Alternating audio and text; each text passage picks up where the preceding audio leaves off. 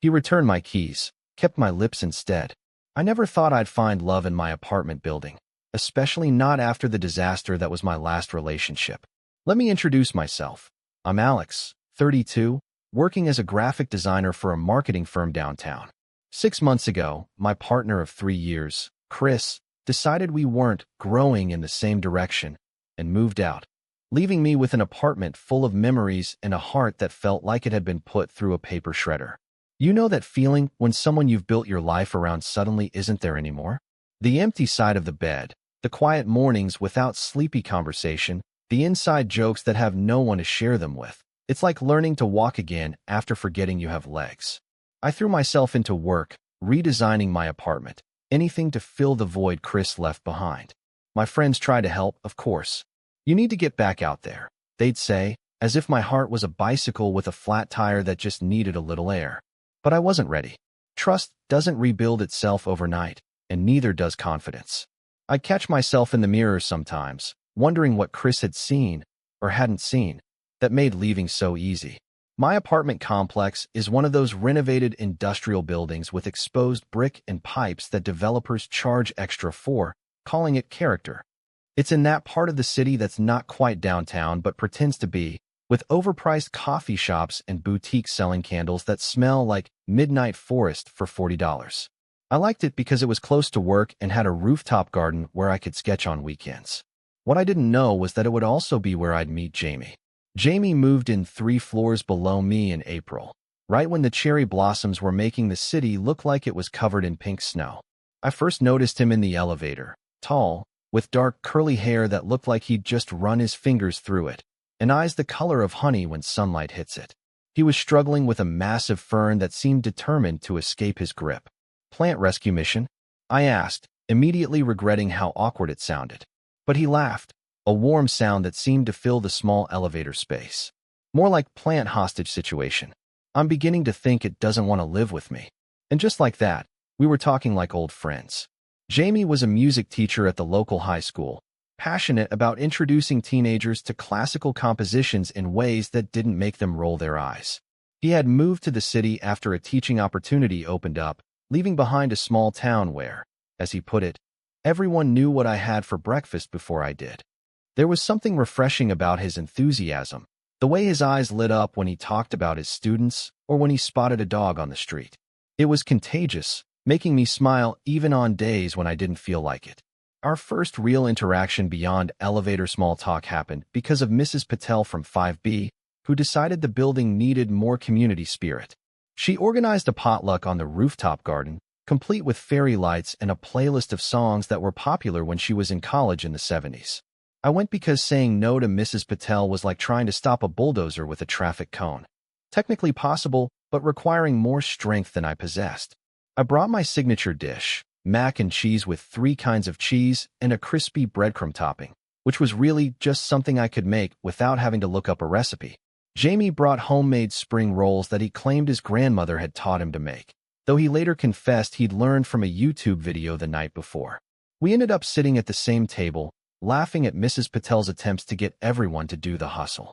As the night went on and the wine flowed freely, courtesy of Mr. Jenkins from 3A, who apparently had a collection that rivaled some restaurants, Jamie and I found ourselves by the edge of the roof, looking out at the city lights. "It's like stars that decided to come down to earth," he said, gesturing at the skyline. There was something poetic about him that made ordinary things seem special. We talked about everything that night: our jobs, our families, our favorite books, and the worst movies we'd ever seen. He had this way of listening that made you feel like your words mattered, like he was collecting each one carefully. By the time the party was winding down, I realized I'd spent almost the entire evening with him, and somehow, my keys had ended up in his apartment when I helped him carry down some leftover food. The key incident, as I came to think of it later, was the catalyst for what followed. I texted him the next day, a casual message asking if I could stop by to pick them up. "Sure," he replied, "though I'm tempted to hold them hostage to guarantee I'll see you again." It was flirtatious in a way that made my stomach do a little flip, a sensation I hadn't felt in months. When I went to his apartment that evening, I was nervous in a way that seemed ridiculous. It was just keys, just a neighbor, just a friendly interaction. But as I stood outside his door, I found myself checking my reflection in the glass of a picture frame in the hallway, running a hand through my hair, taking a deep breath before knocking. His apartment was the mirror image of mine in layout, but completely different in feel. Where mine was minimalist with carefully chosen pieces, his was a collection of seemingly random items that somehow worked together. Vintage concert posters, a record player, plants everywhere, and books stacked on every surface. It felt lived in, like a place where memories were actively being made rather than carefully curated. "Sorry about the chaos," he said, moving a pile of sheet music from the couch so I could sit. "I was working on an arrangement for my students." He disappeared into the kitchen, returning with 2 beers. "I figured since you're here, we might as well continue our conversation from last night." I believe we were debating the merits of pineapple on pizza. 1 beer turned into 2, which turned into ordering actual pizza, no pineapple, as I had successfully argued against it, which turned into watching a documentary about ocean conservation that Jamie had been wanting to see. It was nearly midnight when I realized how long I'd been there, how comfortable I felt in his space, how natural our conversation flowed. As I was leaving, keys finally in hand, there was a moment, one of those pauses that feels heavy with possibility, where I thought he might lean in. Instead, he smiled and said, "We should do this again sometime. Intentionally, I mean, not just because you left something behind." That night became the first of many. We fell into a rhythm of dinners at each other's apartments, walks around the neighborhood, and text conversations that would start with a simple question and end hours later with one of us falling asleep mid-reply.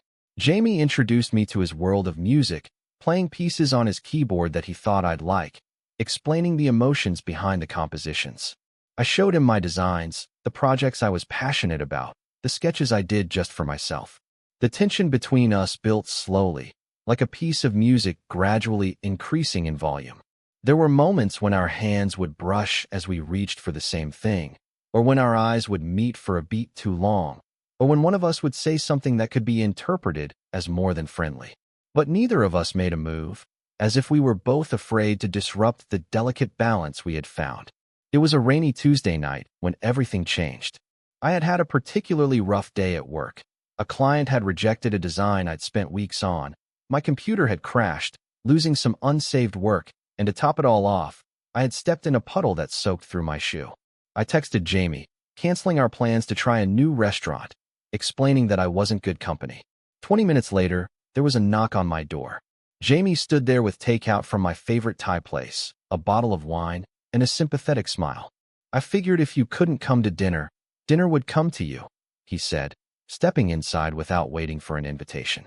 He moved around my kitchen with familiar ease, finding plates and glasses, setting everything up while I changed out of my work clothes.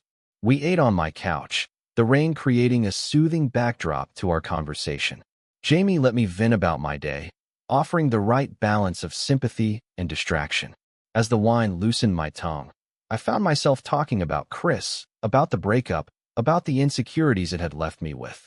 "I just don't understand how you can be with someone for years, planning a future together, and then one day decide they're not what you want anymore," I said, staring into my wine glass as if it held the answers.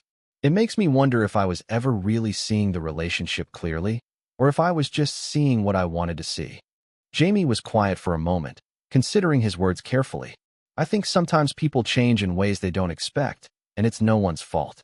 But that doesn't make it hurt any less." He hesitated, then added, "My last serious relationship ended because he couldn't handle my schedule, the late nights with school concerts, the weekends grading papers. He said he felt like he was dating my job, not me." It made me question whether I could ever balance my passion for teaching with a relationship. The revelation that Jamie had dated men wasn't a surprise. We danced around the topic of past relationships without explicitly discussing sexuality. But hearing him open up about his own insecurities created a new layer of intimacy between us. We talked late into the night, sharing the kinds of thoughts that only seemed safe to voice in the dark. As the conversation naturally lulled, we found ourselves sitting closer than we had been before, the space between us charged with unspoken words. Jamie looked at me with those honey-colored eyes, now serious and searching. "Alex," he said softly, "I need to tell you something, and I'm afraid it might change things between us." My heart hammered in my chest, fear and hope battling for dominance. "What is it?" I managed to ask, my voice barely above a whisper. "I'm falling for you," he said simply. "I have been since that night on the roof. And I've been trying to take it slow, to be respectful of your healing process. But tonight, I just needed you to know." The world seemed to pause, the rain and the city noise fading away until all I could hear was the sound of my own heartbeat. I looked at Jamie, really looked at him, and saw all the small moments that had led us here. The laughter in the elevator, the conversations on the roof, the comfort of his presence on my worst days. I didn't respond with words. Instead, I leaned forward, closing the distance between us, and kissed him. It was tentative at first, a question rather than a statement. But when he responded, pulling me closer, the kiss deepened into something that felt like coming home and embarking on an adventure all at once. When we finally broke apart, both a little breathless, Jamie rested his forehead against mine. "I've been wanting to do that for so long," he admitted, his voice rough with emotion. "You have no idea. I think I might," I replied, smiling against his lips before kissing him again. That night marked a shift in our relationship, but not in the way either of us expected. The days that followed were filled with a strange tension. We texted less, our messages becoming more formal, more carefully constructed. When we ran into each other in the building, there was an awkwardness that hadn't been there before, a hesitation in our interactions. I was pulling away, and I knew it. The kiss had awakened all my dormant fears, the fear of being vulnerable again, of being left again, of misreading someone's intentions. What if Jamie was just caught up in the moment? What if he realized I wasn't what he wanted after all? What if I was just a rebound, a convenient distraction? Jamie noticed, of course. He tried to reach out, suggesting dinners or movies like before, but I made excuses, work deadlines, family obligations, anything to create distance. I could see the hurt in his eyes, the confusion, but I couldn't bring myself to bridge the gap I was creating. A week passed, then two. We existed in the same building, but in separate orbits, the memory of that kiss hanging between us like an unfinished conversation. I told myself it was for the best, that I was protecting myself from inevitable pain. But the truth was, I missed him with an intensity that surprised me. I missed his laugh, his perspective on the world, the way he made ordinary moments feel special. It all came to a head one evening when I returned home to find Jamie sitting on the floor outside my apartment, his back against my door, a small box in his hands. He stood up when he saw me, his expression a mix of determination and vulnerability. "You've been avoiding me," he said, not a question but a statement of fact. I fumbled with my keys, not meeting his eyes. "I've been busy." "Alex." The way he said my name, soft but insistent, made me finally look at him. "We need to talk about what happened. About what's happening now." I sighed, knowing he was right, knowing we couldn't continue in this limbo. I opened my door and gestured for him to come inside. The apartment felt different with him in it after these weeks of absence, as if it had forgotten his presence and was reacquainting itself. We stood in my living room, the space between us feeling both too small and impossibly vast. Jamie held out the box he'd been holding. "Your keys," he said. "You left them at my place again. After that night." I took the box, our fingers brushing briefly. "Thanks," I said, the word inadequate for the moment, but all I could manage. Jamie ran a hand through his curls, a gesture I'd come to recognize as a sign of his nervousness. "Look, I understand if you regret what happened. I understand if you're not ready or if you don't feel the same way. But what I don't understand is why you won't talk to me about it. We were friends before anything else, Alex. That hasn't changed for me." His honesty broke something open inside me, releasing all the words I'd been holding back. "I'm scared," I admitted, the confession feeling like stepping off a cliff. "I'm scared of how much I feel for you, of how quickly it happened. I'm scared that I'm setting myself up for the same pain all over again." Jamie took a step closer, his eyes never leaving mine. "Do you think I'm not scared too? Caring about someone means risking hurt. There's no way around that. But Alex, not trying at all guarantees you'll miss out on something that could be amazing." "How do you know?" I asked, my voice barely audible. "How can you be so sure?" He smiled then, a small, tender smile that made my heart ache. "I'm not sure of much in this world, but I am sure about how I feel when I'm with you. I'm sure that the past few weeks without you have been colorless, and I'm sure that I'd rather try and risk getting hurt than wonder what might have been." His words hung in the air between us, honest and raw and perfect. I looked at him, really looked at him, and saw not just the man I'd been falling for, but also the friend who had become essential to my life, who had brought light back into my days without me even realizing it was happening. "I've missed you," I said simply, because it was the truest thing I could offer. Jamie's smile widened, relief washing over his features. "I've missed you too, more than I thought possible." He closed the distance between us then, slowly, giving me time to step away if I wanted to. But I didn't want to. Instead, I met him halfway, my hands finding their way to his shoulders as he settled on my waist. "I'm returning your keys," he murmured, his face inches from mine. "But I'm keeping your lips, if that's okay." I laughed, the sound breaking the last of the tension between us. "That's more than okay," I replied, and then we were kissing again, but this time without the hesitation, without the fear holding me back. That night, as we lay tangled together on my couch, talking and laughing and kissing like we were making up for lost time, I realized something important. Love doesn't guarantee an absence of fear or pain. It just makes them worth facing. Jamie hadn't promised me forever. Neither of us was ready for that. But he had promised honesty, presence, and the courage to try despite our shared histories of heartbreak. Weeks turned into months, and our relationship deepened in ways I hadn't expected.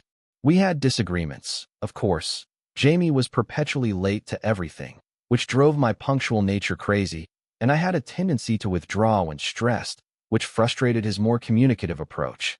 But we learned to navigate these differences, to see them as part of the complex tapestry of building a life together rather than insurmountable obstacles. 6 months after that night when he returned my keys and kept my lips, Jamie and I decided to move in together. It wasn't a decision we made lightly. We both knew the practical and emotional implications. But as we merged our lives and our spaces, combining his chaotic collection of meaningful objects with my more curated approach, I found myself thinking about those keys that had started it all. They had been an excuse at first, a reason to see each other again. But they had become something more, a symbol of the doors we had opened for each other, the spaces we had invited each other into, not just physically, but emotionally. And as I watched Jamie arrange his record collection alongside my books, humming a melody I'd come to recognize as the one he composed when he was content, I knew that some lost keys had led me to find something far more valuable, a love that felt like both an adventure and a homecoming, all at once. In the end, it wasn't about the keys at all. It was about finding someone who saw me clearly, insecurities, strengths, and all, and chose to stay anyway. Someone who returned what was lost, but kept what mattered most. My heart, my trust, and yes, my lips too. Total _char_count. 18,843.